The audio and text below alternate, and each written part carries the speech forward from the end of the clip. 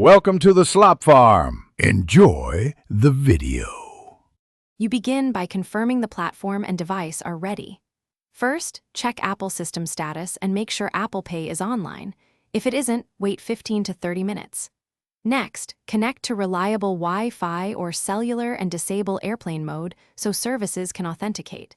Then update iOS to the latest release and perform a full restart. This reloads the secure element and network stacks.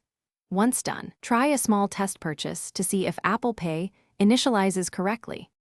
Now you re-authenticate services tied to your account and cards. Sign out of your Apple ID, wait a minute, and sign back in to force token renewal. This re-establishes secure connections. Next, remove the affected card from wallet and add it again, following issuer prompts and verifying card limits and identity checks.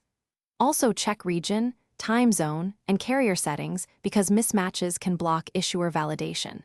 Make sure carrier settings are updated. Once complete, attempt adding the card and authorize for final steps, escalate methodically. Reset network settings to clear corrupted profiles. This helps if TLS or authentication fails.